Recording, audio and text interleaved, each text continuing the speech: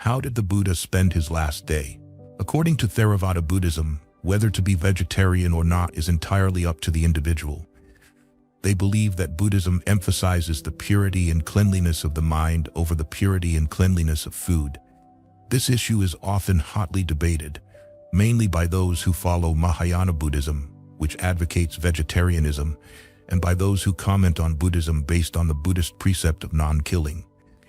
We need to understand that Theravada Buddhism, also known as the Southern School, still practices food alms today in the same way it was practiced during the time of Buddha Shakyamuni.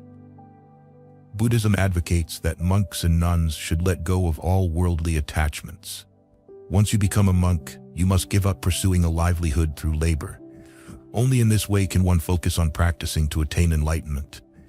Monks do not engage in labor but still need to eat to maintain daily energy.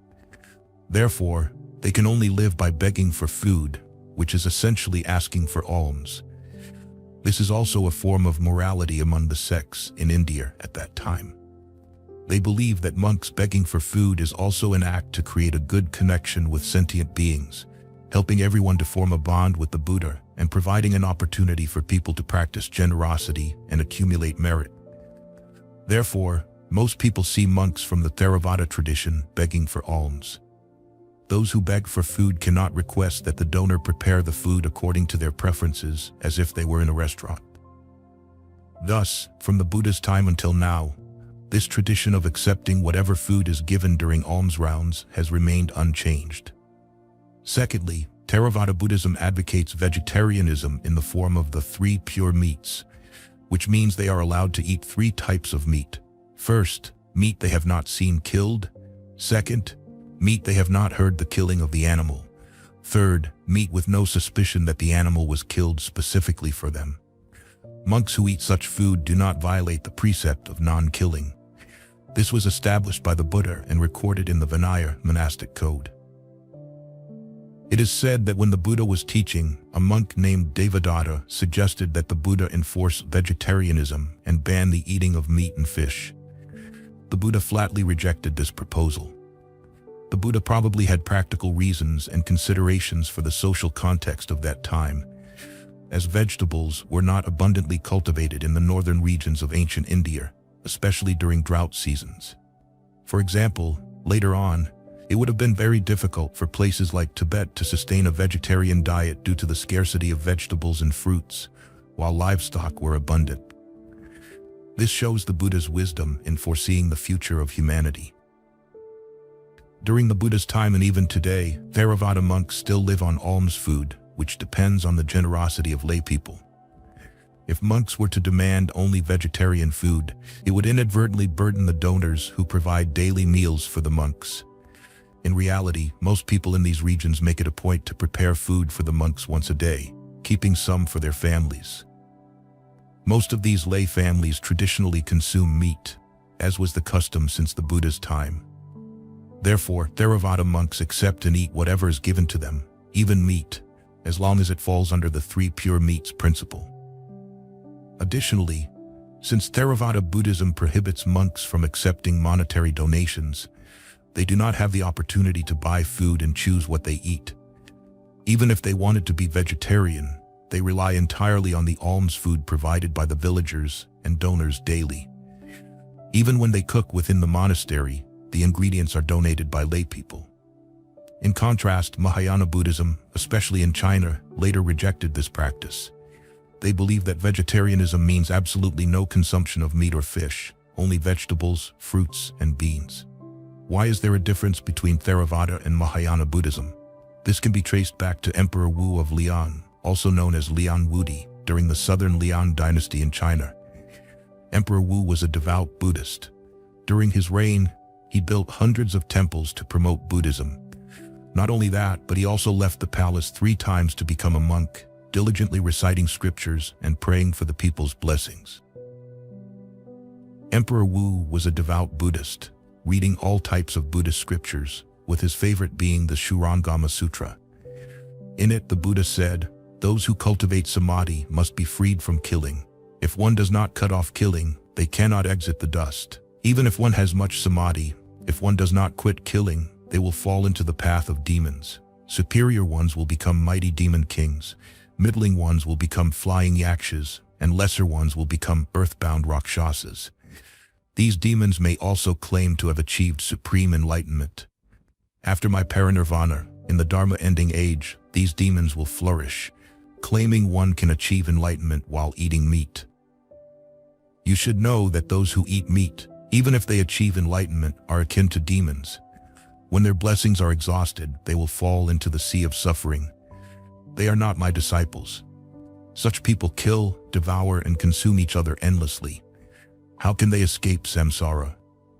Thus, Emperor Wu decreed the removal of meat and wine from the palace. His ideology deeply influenced Chinese society for a long time and completely persuaded Mahayana Buddhist monks to abstain from meat and alcohol to this day. From my perspective, regardless of whether it is Theravada or Mahayana Buddhism, the purpose of vegetarianism is to cultivate compassion, reduce anger, practice the precept of non-killing, and appreciate the lives of all beings. When one has compassion, they naturally do not harm sentient beings. Many people become vegetarians because they cannot bear to harm animals. It is not only Buddhists. Many Westerners and people of other religions are also adopting vegetarianism out of compassion. If you are a lay Buddhist, you should think and decide for yourself what is right, what diet is moral, and in line with the Buddhist teachings. As this issue is understood and practiced differently across various Buddhist traditions, you should read and understand more to determine your diet to avoid negative thoughts and actions related to killing. In summary, from the Theravada Buddhist perspective, you can choose to be vegetarian. Or, if being vegetarian is costly and difficult, you can continue eating meat without the intention of killing while still being a virtuous Buddhist. From the Mahayana perspective, ordained monks and nuns are required to be strictly vegetarian, consuming only vegetables, plants, and fruits. Lay Buddhists are encouraged to be vegetarian if it suits their health and convenience, especially on special days such as the full moon, new moon, or certain fasting days to cultivate compassion towards people and all beings. However, it should not be assumed that merely being vegetarian makes one a good Buddhist. Buddhism emphasizes practicing the precepts and cultivating the mind for purity, which creates good karma and blessings. There is evidence that some people, despite being strict vegetarians, still harbor anger and act negatively when personal interests are threatened. For instance, a vegetarian might beat a dog to death if it bites their child. Meat-eating adherents argue strongly that the Buddha himself ate meat. He consumed what was offered to him, yet he attained enlightenment. This demonstrates that vegetarianism does not significantly contribute to spiritual development. When we eat meat, we indirectly share responsibility for the death of the animal. However, the same applies to vegetarianism. Farmers plow fields, significantly impacting the habitats of insects and small animals. They spray pesticides, killing many insects to produce fresh vegetables for vegetarians. Many animals and insects consider plants their homes and conditions for survival. We eat vegetables because we believe they are insentient. But is this accurate? Plants communicate with each other in their way. They need water and sunlight to live. Seeds are their offspring, and flowers are their reproductive method. The Buddha said that there are millions of living beings in a glass of water. But why do vegetarians drink it? Do these beings enjoy living in our bodies? Of course not. We impose this because we need to survive. Meat eaters can still achieve the same tranquility as vegetarians according to the Buddhist teachings. The important thing is the quality of the mind, not your diet. Many Buddhists are very concerned about not eating meat, but do not care about changing their selfish, deceitful, cruel, or jealous habits. They change their diet because it is easier, whereas changing the mind is difficult. Whether you are vegetarian or not, remember that purifying the mind to reach a state of calm, unaffected by anything, is the most important aspect of Buddhism. This modern view is clearly reflected in Japan, also known as the land of the rising sun. Here, there are unique practices, such as Buddhist monks being free to eat meat, drink alcohol, marry, and have children just like everyone else. We are used to the idea that those who become monks abandon worldly life to purify their minds. Monks usually eat vegetarian, chant the Buddha's name, and give up all vanity and ambition, even the matter of family happiness, to devote themselves entirely to the Buddha. However, in Japan, things are different. Buddhist monks in this country lead worldly lives, eating meat, drinking alcohol, getting married, and having children. This surprises and intrigues many Buddhists and those knowledgeable about Buddhism worldwide. It may be strange to international visitors, but it is normal in Japan. Why are Japanese monks allowed to marry, eat meat, and drink alcohol? Here's the explanation for this unusual phenomenon. In Japanese history, monks have been allowed to marry since the Heian period, and this continued through the Kamakura, Muromachi, and Edo periods. This gradually became a tradition maintained to this day. In Japan and other Eastern countries, various Buddhist sects have emerged. Each sect has different rules, practices, approaches, and unique characteristics. Some Buddhist sects established in Japan include Zen, Vinaya, Pure Land, and Tendai. Later, Soka Gakkai and Nichiren Shoshu also emerged. Essentially, monks are not required to remain celibate for life. Some monks from these sects choose to live alone, while others return to worldly life, marrying and having children. Marriage is a personal decision for each monk, but they still maintain their responsibilities to the Buddha. This stems from Emperor Meiji's ideas. In 1868, marking the end of the shogunate's 800-year rule and the beginning of the Meiji era under the emperor's rule, Japan started to open up to the world and modernize. This meant that everything related to the shogunate was destroyed or abolished, including Buddhism. Before the Meiji Restoration, 1866 to 1869, Shinto and Buddhism were combined into a system called Shinbutsu Shugo. However, after Emperor Meiji came to power, Shinto was separated from Buddhism. The Japanese emperor claimed to be a descendant of Kami, a god in Shinto. Meanwhile, the shogunate supported Buddhism. This led to the establishment of a form of Buddhism called Haibutsu Kishaku, which resulted in the destruction of temples, images, and texts, forcing Buddhist monks to return to secular life. If you have watched our video on the Dharma ending age, I believe this is an example. In 1872, the Meiji government issued the Nikujiki Saitai law, allowing Buddhist monks to marry, eat meat, and drink alcohol to normalize their lives. This was seen as a way for the government to weaken Buddhism.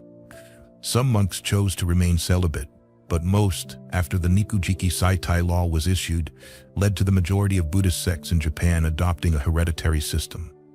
This means that after the abbot dies, his son inherits the position.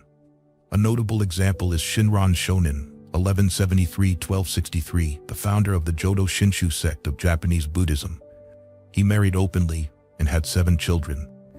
His descendants continued and maintained the prosperity of the sect. Nowadays, in Japan, there are even matchmaking parties for monks. Monks are considered ideal husbands by Japanese women. They are seen as intellectuals with high incomes, allowed to run businesses, own stable homes, reliable and rarely unfaithful. These explanations clarify the mystery of the private lives of Japanese monks. According to the Japanese, being single or married is a personal choice. As long as believers always direct their hearts to the Buddha, that is enough. Quotes from Honin, the founder of the Jodo sect, include, "If it is easier to express faith by chanting the Buddha's name alone, then one should remain single. If it is easier to do so with a spouse, then it is better to marry." The important thing is how we express our faith in chanting the Buddha's name. What do you think of this perspective of Japanese Buddhism? Please leave your comments below. Another fascinating piece of information is that a monk can combine Buddhism and music to convey messages more engagingly. An example is a monk causing a sensation by singing Buddhist chants in rock style. Specifically, Japanese monk Kanko Yakushiji recently went viral for performing the Great Compassion Mantra and the Heart Sutra in rock music style. Born in 1974 in Imabari, a city in Ehime Prefecture, Japan, his father was the abbot of Kaizenji Temple. Most Buddhist sects in Japan follow a hereditary system, meaning that after the abbot dies, his son inherits the position. Thus, Kanko Yakushiji was raised to become a monk. As a child, Yakushiji loved music, especially rock, and after turning 20, he opposed his family's tradition, forming his own band to pursue his artistic dreams. "Music was my escape," he said. His early songs had a pop or folk influence, mainly about family, friends, and hometown. At 27, his band signed a contract with a major record label in Japan. However, Transitioning from independent activities to a professional environment left the members disoriented. They struggled to understand their message and gradually lost interest in singing. After a performance on Kyo Island, an elderly audience member approached the signing table, crying and expressing how their songs reminded him of his childhood and loved ones. In that moment, Yakushiji realized that Buddhism was similar to music. If he could sow positive emotions, he wrote the song I Am about the journey of self-discovery while contemplating gathering. At 36, he began to return to monastic studies, spending tens of hours meditating, cleaning, growing vegetables, and going on alms rounds.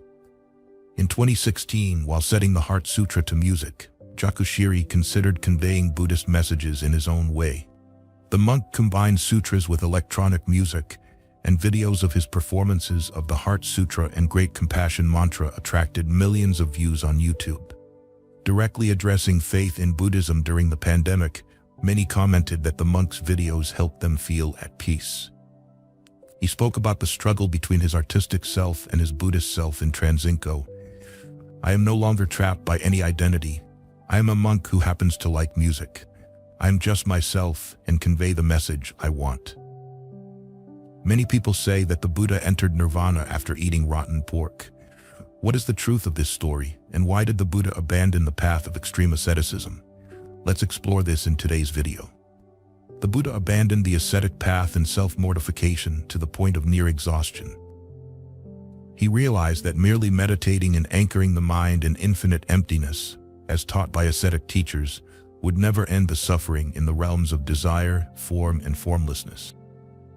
By the end of his 6-year practice, Bodhisattva Siddhartha questioned why efforts in extreme asceticism showed no potential for joy or enlightenment.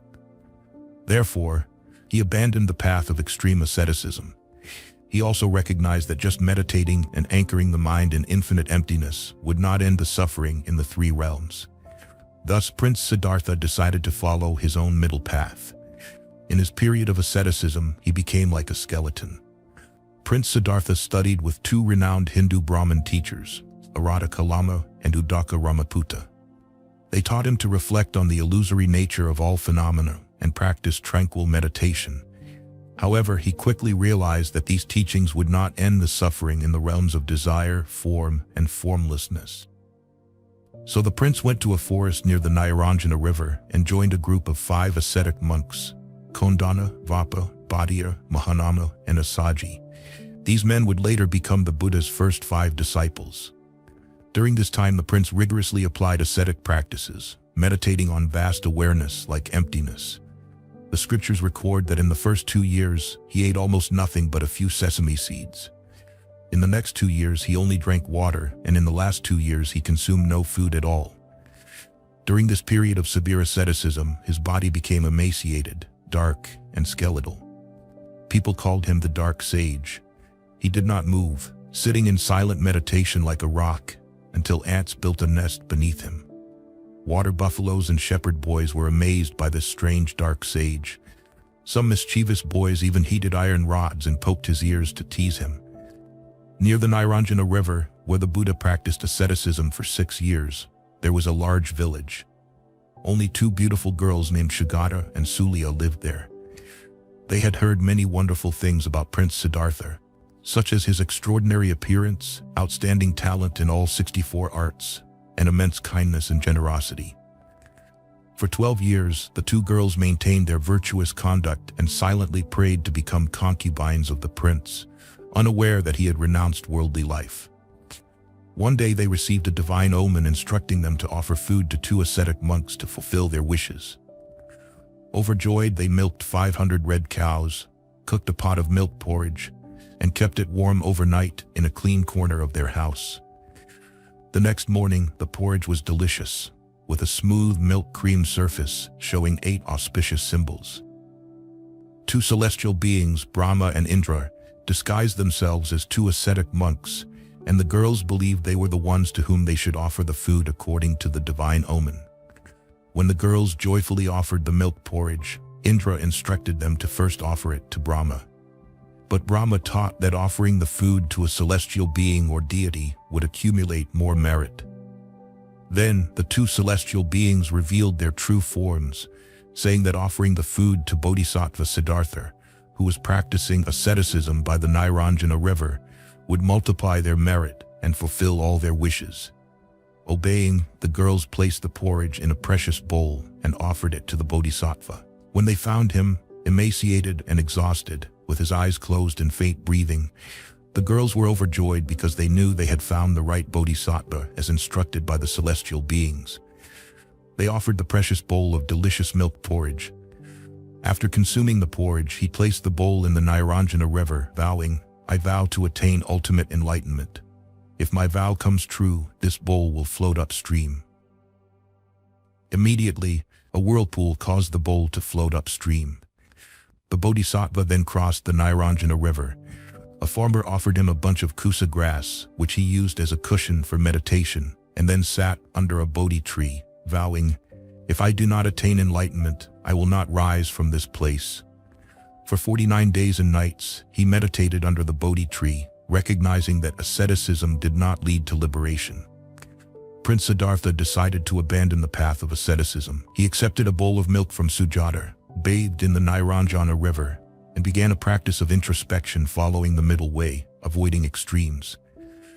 Once his health was restored, his mind was clear and focused. The Buddha went to the Bodhi tree and resolved to meditate. During this time, the Bodhisattva made a great vow, "Though my flesh may decay and bones may break, if I do not attain enlightenment, I will not leave this Bodhi tree." The ascetics abandoned him, despising him for giving up and not pursuing extreme asceticism to the end.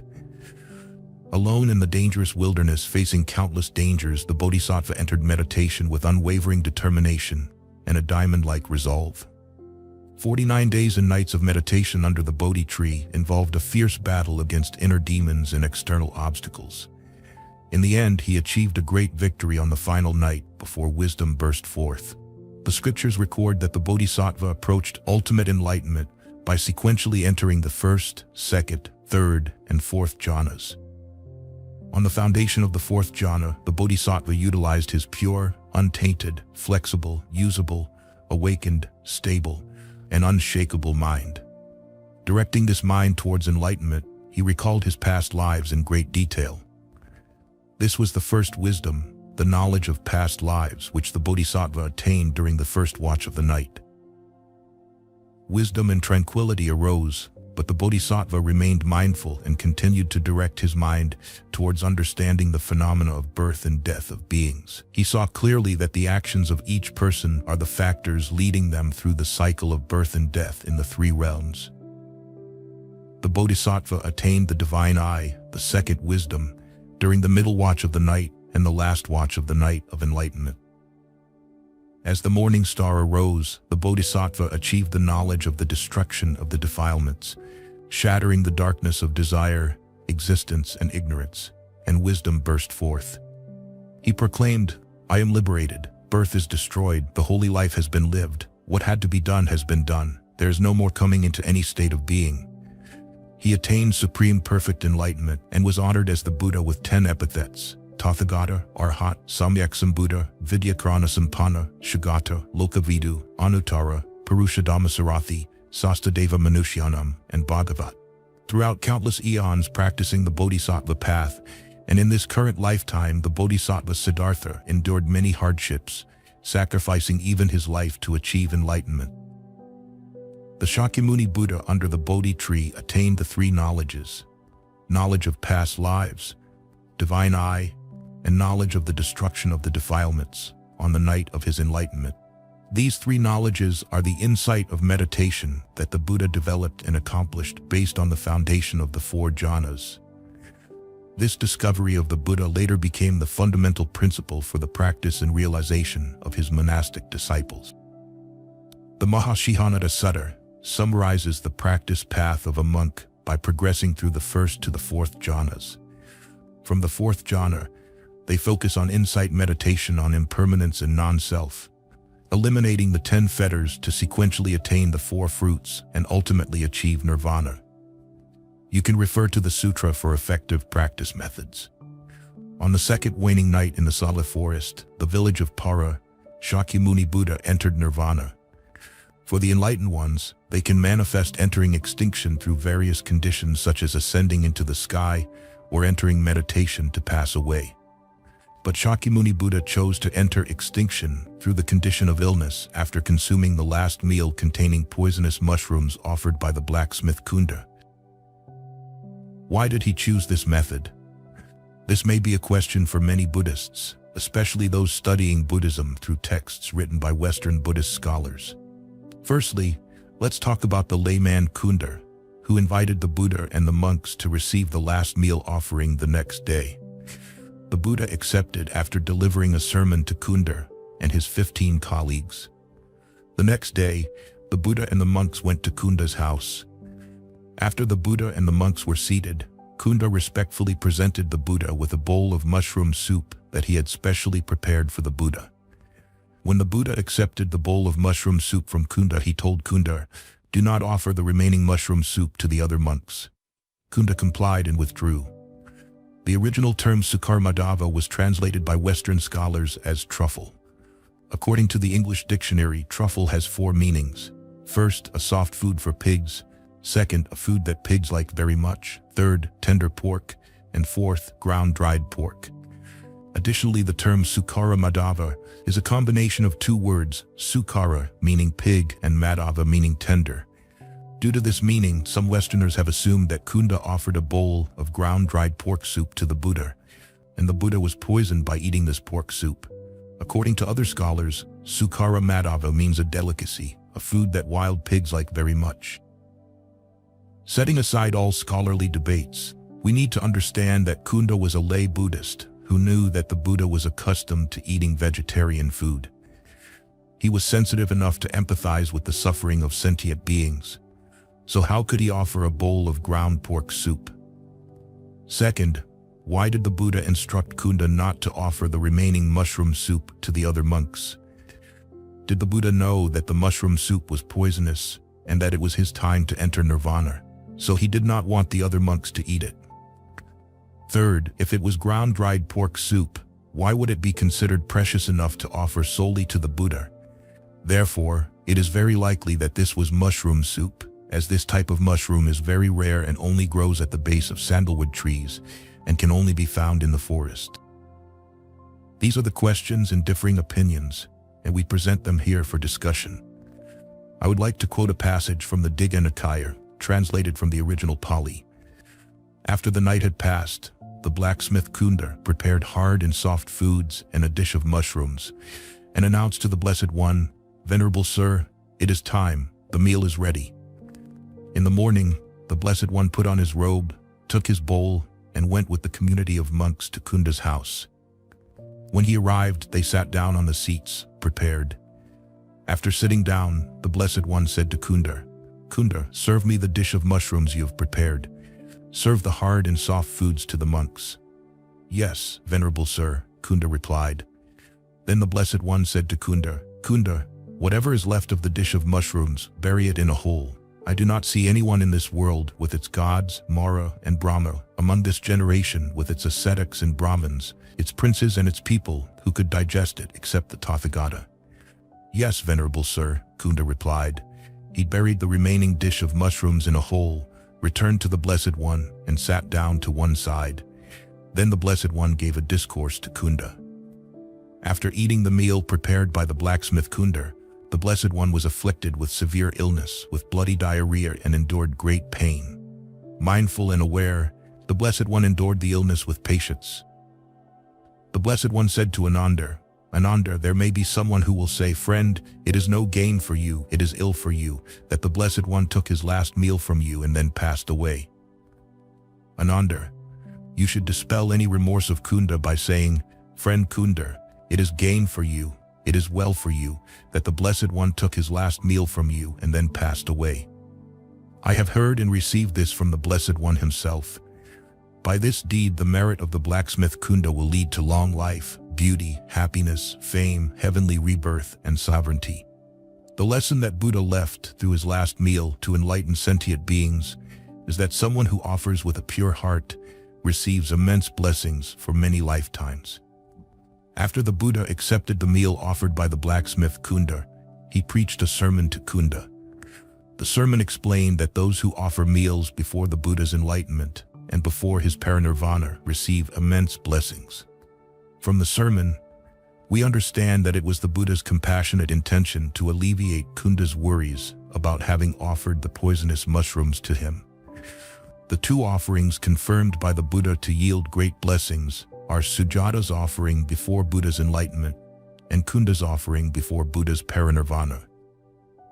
Moreover, Buddha's compassionate manifestation provided future practitioners and donors with a correct understanding of offerings. He demonstrated that when we offer with a pure, sincere, and faithful heart, even if the food is accidentally poisonous, our merit is not diminished or significantly affected. Kunda's offering, despite causing the Buddha to fall seriously ill, still resulted in great blessings for Kunda. Therefore, when we offer to the practitioners with a pure heart, regardless of what happens, we should not worry. Secondly, being ill does not preclude attaining enlightenment, and those who are enlightened are not immune to illness. With his superior wisdom, Buddha foresaw that sentient beings in the degenerate age would hold the mistaken belief that practitioners who fall ill cannot attain enlightenment, and those who have attained enlightenment cannot fall ill. Before relinquishing his physical body, Buddha, the fully enlightened one, suffered severe pain in his final moments. He manifested physical illness to establish the right view that being ill does not mean one cannot attain enlightenment, and those who have attained enlightenment are not immune to illness. This shows us that the passing of enlightened practitioners is due to various causes, not all of whom pass away in seated meditation without illness. Through his last meal, Buddha demonstrated immense compassion towards all sentient beings, preventing future generations from making erroneous judgments about enlightened practitioners passing away due to various causes. Additionally, Buddha showed practitioners how to maintain a calm mind during their final moments of severe illness, still practicing meditation and attaining enlightenment while relinquishing their physical body. This is an expression of Buddha's boundless compassion. Thirdly, a teacher always takes dangers upon themselves. During the last meal, Buddha knew the mushrooms were poisonous, so he instructed Kunda to offer them to him while other dishes were served to the monks. From this, we learn an invaluable lesson from Buddha's compassion. A teacher takes on the danger for themselves and provides safety and well-being to their disciples. To walk the path of Buddha and achieve supreme enlightenment, we must practice in the same way. We take on the difficult tasks and provide the easy and pleasant things to others. Fourthly, enlightened practitioners possess all means to purify the minds of sentient beings. On the way from Kunda's house to Kushinagar, Buddha rested under a tree and instructed Ananda 3 times to fetch water from a river that had been disturbed. When Ananda placed his bowl in the water, the river instantly became clear. This miraculous transformation was due to the Buddha's merit and power. Therefore, we cannot take Buddha's manifestation in this event to assert that an enlightened practitioner's power and merit are not affected by severe illness. This was Buddha's brilliant display to resolve doubts and purify the minds of sentient beings. When Ananda fetched water for the Buddha, he was still an unenlightened monk. Witnessing Buddha's illness naturally raised doubts in his mind. Buddha's manifestation ensured that Ananda's faith was solidified. With his exceptional memory, Ananda later compiled the scriptures. This affirmed that enlightened practitioners always have the means to purify the minds of sentient beings, maintaining their faith even in the face of severe illness. Through this, Buddha's disciples must recognize the boundless compassion of Buddha. Even in his final moments before nirvana, he continued to enlighten sentient beings, not just Kunda or Venerable Ananda, but all beings in future lifetimes. There is information that Buddha was killed by his closest disciple. What is the truth behind this story? Let's explore together. During Buddha's lifetime, with his superior wisdom, meticulous conduct, and boundless compassion, he converted many sentient beings. Many people, upon seeing him or hearing his teachings in the monastery, renounced worldly life to pursue a monastic path. From the time he began teaching to his parinirvana, he ordained many individuals. From the 5 brothers of Kondana to his last disciple, Venerable Subhadra, many of whom became enlightened saints, such as Sariputta, Moggallana, Ananda, and Kassapa. However, among them there was a peculiar disciple. Although he was Buddha's disciple, he spent most of his life following Buddha and attempting to sabotage Buddhism, even trying to kill Buddha. This was Venerable Devadatta. Like Prince Siddhartha, Devadatta was also born into the Kshatriya class, the royal aristocracy of the time. He was a cousin of Prince Siddhartha. After Prince Siddhartha renounced worldly life and attained enlightenment, becoming the Buddha Shakyamuni, he returned to Kapilavastu to visit his father and relatives in the palace. During his stay in the capital, he converted many princes of the Shakya clan to ordain. Devadatta was among those who were ordained during this period. However, unlike other diligent disciples who gradually attained sainthood, Devadatta focused solely on developing supernatural powers without attaining any fruit of sainthood. Over time, his ego grew, and he aspired to replace Buddha as the leader of the Sangha. He thought that since he had supernatural powers and was a relative of Buddha, he was not inferior to Buddha. He believed he had enough influence within the Sangha and thus harbored the intention of usurping Buddha's position as the leader of the Sangha. With this intention, he committed many evil deeds to harm Buddha and the Sangha. Specifically, he attempted to harm Buddha 3 times. The first time, he colluded with King Ajatasattu to release a drunken elephant to harm Buddha. One day, when the Sangha was going for alms in Rajagaha, he had an extremely fierce elephant fed with alcohol and released it. When Buddha was walking towards Rajagaha, the drunken elephant charged at him, roaring. Devadatta and King Ajatasattu were certain that this time, Buddha and the accompanying monks would be trampled to death by the huge elephant. However, a miracle occurred. When the elephant charged, it felt the Buddha's compassion and immediately knelt at his feet. The plan of Devadatta and King Ajatasattu failed. The second time, Devadatta tried to harm the Buddha by rolling a stone down to crush him, which caused the Buddha to bleed from his foot. Not stopping after the first failure, Devadatta continued to plot against the Buddha. One day, while the Buddha was on his alms round, descending from Vulture Peak, Devadatta climbed to the top of the mountain, waiting to push a large boulder to crush the Buddha. He carefully calculated the timing and position, waiting for the precise moment when the Buddha would pass by. However, the mountain deity intervened and thwarted his plan. The boulder broke apart, and a fragment struck the Buddha's foot, causing it to bleed. Devadatta's attempt to harm the Buddha failed again. The third time, Devadatta attempted to divide the Sangha. He proposed 5 ascetic rules stricter than those of the Buddha, and claimed that his rules were superior to those of the Buddha. He said, "I now have stricter rules than the Buddha, which means I practice more rigorously than the Buddha. So now, all monks here who will follow me." Upon presenting these stricter rules, 500 monks wavered and followed Devadatta, forming their own Sangha.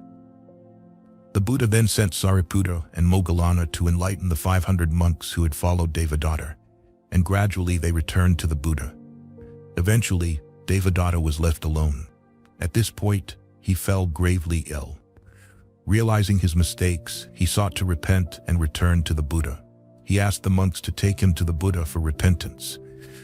However, when he was only a few hundred meters away from the Buddha, the ground split open and swallowed him, sending him to hell, known as the ground split and swallowed him into hell, irredeemable. From another perspective, we can see that the ascetic practices proposed by Devadatta were in line with the prevailing thoughts of the time, which is why many members of the Sangha supported him. These practices were common in some religions in India at the time.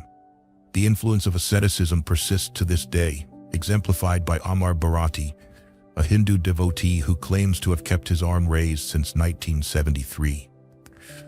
Although his right arm is now just skin and bone and immobile, it has become a symbol for followers of Shiva. Amar Bharati, originally from a middle-class family, had a job, a house, a wife, and 3 children. One morning in 1970, he woke up and decided to renounce everything to dedicate his life to Lord Shiva. He dressed simply and began wandering the streets of India, carrying only a metal trident. 3 years later, still feeling too attached to worldly pleasures, he decided to raise his right arm and keep it aloft for 38 years. Some believe he raised his arm to call for world peace, feeling distressed by global conflicts. According to Oddity Central, Amar Bharati has inspired many other devotees. Some have kept their arms raised for 7, 13, or even 25 years, enduring significant pain. Hindu devotees have various ways to show their devotion, such as abstaining from bathing, adhering to a strict vegetarian diet, and sleeping while standing. But Amar Bharati's method is truly unique. However, according to the Buddha's perspective, all forms of asceticism do not lead to the liberation of all sentient beings. Firstly, they do not foster bodhi mind or enlightenment to become a Buddha. Followers of ascetic practices forget that the fundamental goal of practice is the heart. The foundation of all spiritual practices is the bodhi mind. Ascetic practices do not offer any potential for joy or support for enlightenment. There is a saying that the robe does not make the monk. Methods, techniques, and secrets do not necessarily create true monks. Only a pure heart can transform an ordinary person into a Buddha. The story of an emperor will help you understand this better. Emperor Liang Wudi, whose real name was Shaoyan and courtesy named Shuda, was a devout Buddhist emperor. He preferred being a monk, adhering to a strict vegetarian diet and avoiding women. In 527, Bodhidharma, the patriarch of Zen Buddhism, traveled from India to China. Emperor Liang Wudi, having heard of his reputation, sent an emissary to invite him to the capital, Jinling, to teach. Upon meeting Bodhidharma, the emperor, feeling proud, asked Bodhidharma, "Since ascending the throne, I have built many temples, ordained countless monks, printed scriptures, and performed numerous good deeds. What merit have I accumulated?" Bodhidharma replied, "No merit." His response was like a cold shower to the emperor. Liang Wudi asked why, and Bodhidharma replied, "These deeds are impermanent. Though they seem meritorious, they are not true merit." When asked, "What is true merit?" Bodhidharma responded, "True merit comes from realizing the true nature of wisdom and emptiness. It is pure and marvelous beyond worldly ways. It cannot be sought through ordinary means." The emperor then asked, "What is the highest truth of the holy teachings?" Bodhidharma replied, "Absolutely nothing holy." The emperor then asked, "Who are you standing before me?" Bodhidharma responded, "I don't know." Liang Wudi could not understand this and was displeased. Knowing their karmic conditions were not aligned, Bodhidharma left for the north, to Shaolin Temple on Mount Song, where he meditated and taught. Bodhidharma said, "Merit is inherent in one's true nature, always complete. It does not increase with giving or decrease without giving. Good deeds are necessary acts. Why seek merit?" The principle of Zen is to directly point to the mind, to see one's true nature, and to become a Buddha. There is no inside, no outside, no person, no self, no ordinary being, no sage. When Bodhidharma said absolutely nothing holy, Emperor Liang Wudi could not comprehend it. According to historical records, Emperor Liang Wudi built hundreds of temples, ordained numerous monks, printed scriptures, and performed countless acts of charity. He believed these deeds would accumulate great merit. However, when he asked Bodhidharma, the answer was no. Why?